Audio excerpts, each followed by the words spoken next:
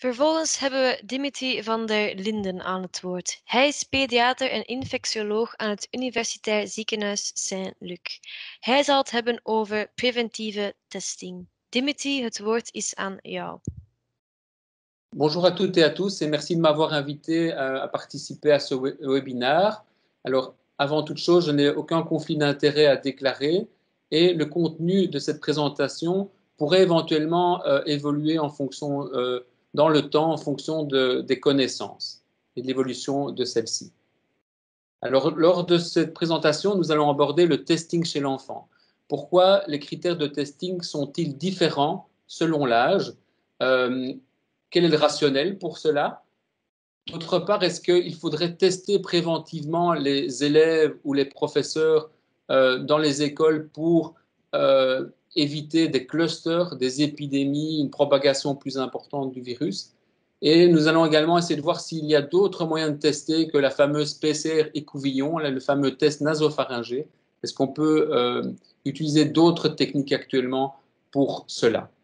Et donc, avant toute chose, le contexte du changement de critères de testing chez l'enfant est né au mois de juillet lors de discussions entre experts par rapport aux enfants et également ce qui se passait sur le terrain. Nos collègues pédiatres de première ligne, mais également à l'hôpital, ont constaté qu'on devait faire énormément de tests chez des jeunes enfants qui étaient à la crèche dès qu'ils avaient un tableau viral. Donc, par exemple, les enfants facilement de cet âge-là font des virus, tous ont de la fièvre et donc devaient avoir le fameux test Covid. Donc, vous imaginez que c'était vraiment complexe à gérer pour les crèches, pour les médecins de première ligne et pour les enfants, évidemment. Et donc, le 8 juillet, il y a eu un accord suite au Risk Assessment Group auquel participaient CNSANO, la Task Force pédiatrique, l'ONE, Kindergezin, d'autres experts, et sont arrivés à un accord le 8 juillet pour adapter ces critères de testing chez les jeunes enfants de moins de 3 ans. Et le 14 août, ces critères ont été étendus aux enfants de 3 à 6 ans, donc aux enfants de l'école maternelle. Donc le but vraiment de ces mesures, c'était de rendre les choses plus souples pour faciliter finalement l'automne et l'hiver qui vont arriver. Donc ces mesures ont été prises en été, à la bonne saison entre guillemets, quand la situation épidémiologique est également plus ou moins en train de quand même aller dans le bon sens. Alors actuellement, donc un enfant ne sera testé pour le coronavirus que s'il répond à la définition de cas possible. Alors c'est quoi le cas possible? Je vous renvoie à la référence 2 qui se trouve à la fin de la présentation. Donc c'est les fameuses définitions CNSANO de testing. C'est quoi? C'est avoir au moins un critère majeur. C'est quoi un critère majeur? C'est par exemple avoir l'apparition aiguë d'une toux ou d'une difficulté respiratoire de façon aiguë ou l'apparition de façon aiguë de 2 critères mineurs, par exemple de la fièvre, des douleurs musculaires, des maux de gorge, etc. Donc vous imaginez bien que ces critères-là peuvent être facilement obtenus chez des enfants, on va y revenir.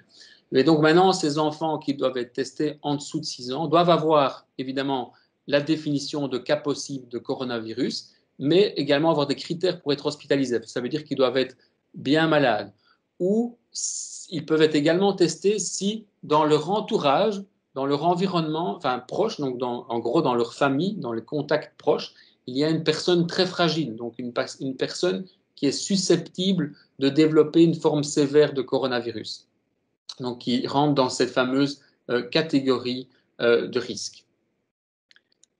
Alors, le rationnel vient du fait que les enfants, les jeunes enfants particulièrement, eh bien, ils ont tendance à rapidement, facilement faire des viroses, donc à tomber malades d'infections virales.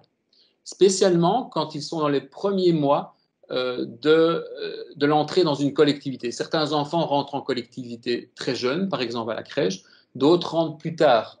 Mais on observe la même chose. Quand les enfants rentrent en collectivité, ils vont faire ce qu'on appelle communément leur immunité. Ils vont faire leurs anticorps.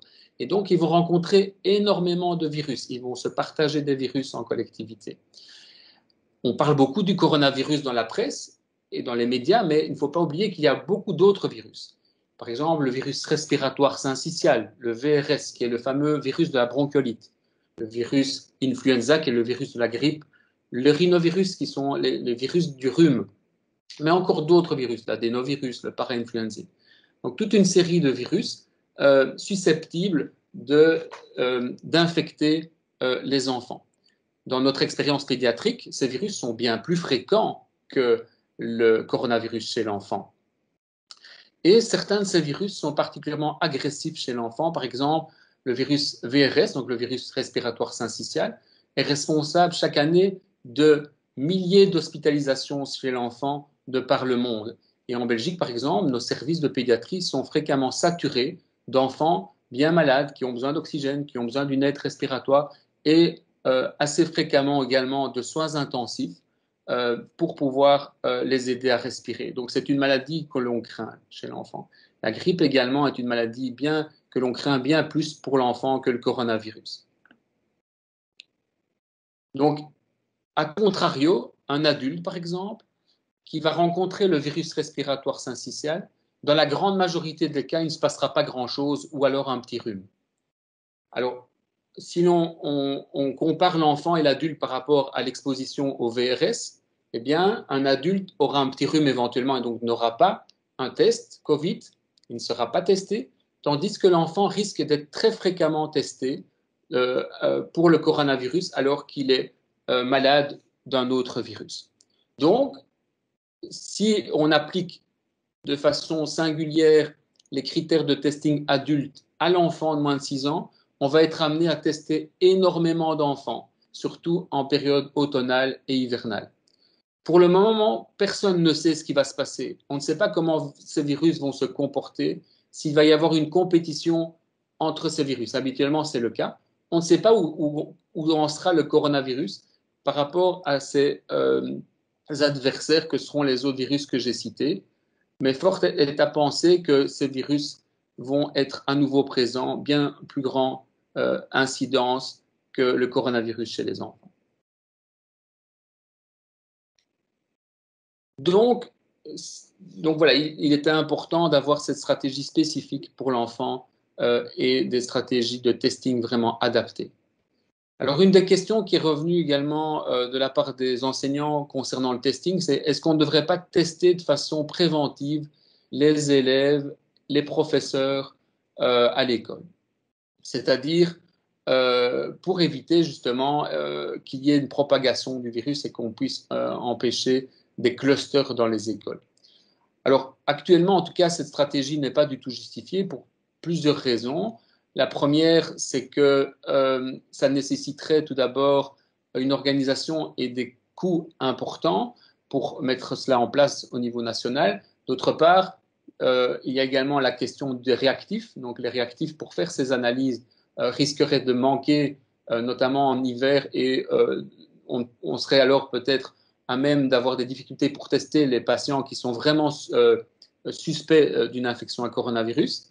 D'autre part, ce test n'est pas un test magique, il n'est pas 100% fiable, comme vous le savez, et donc on risquerait de tester quelqu'un qui est négatif, avoir un test négatif chez quelqu'un qui est tout de même infecté par le coronavirus.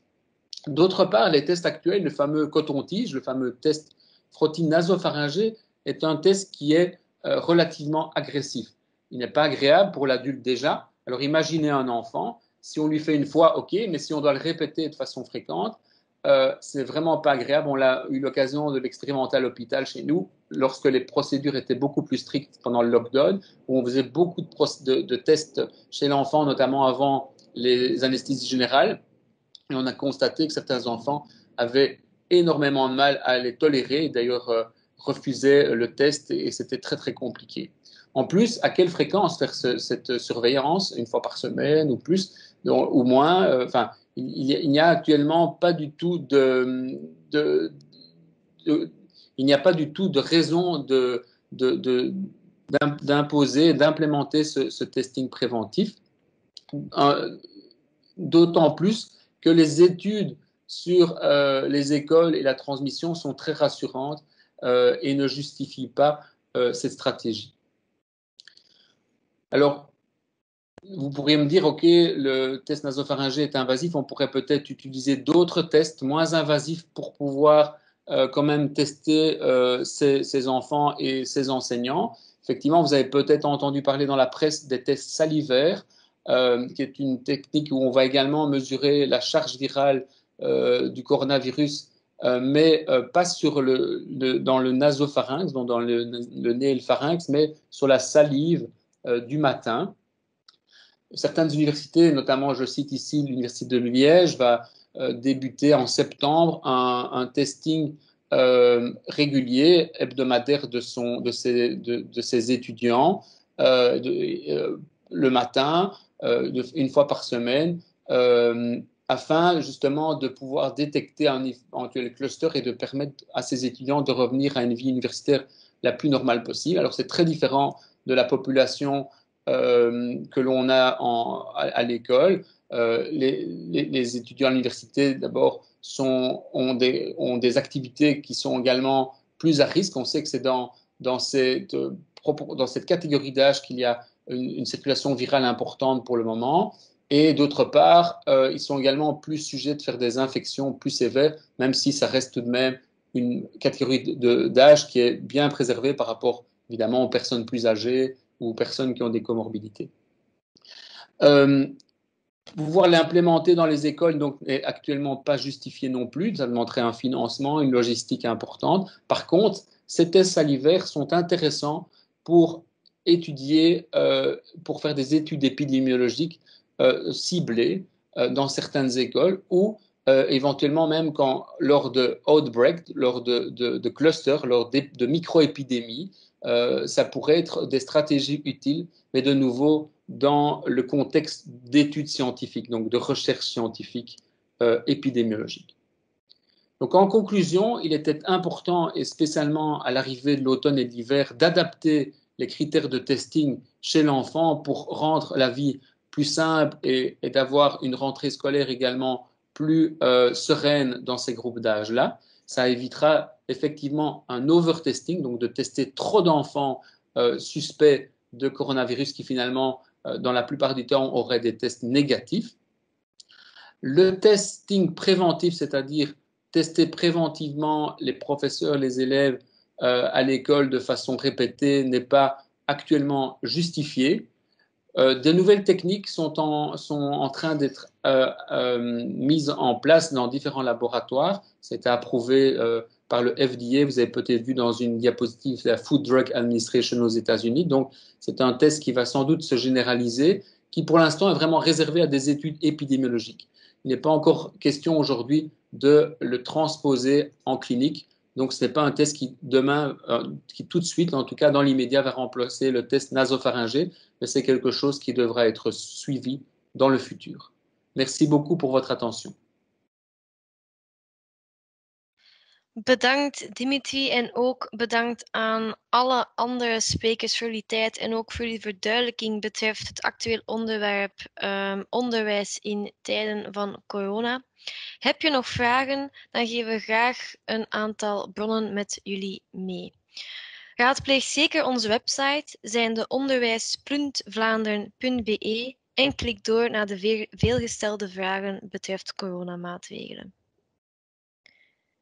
Neem ook zeker een kijkje naar covidforkids.info.be. Deze is namelijk ook binnenkort in het Nederlands te vinden.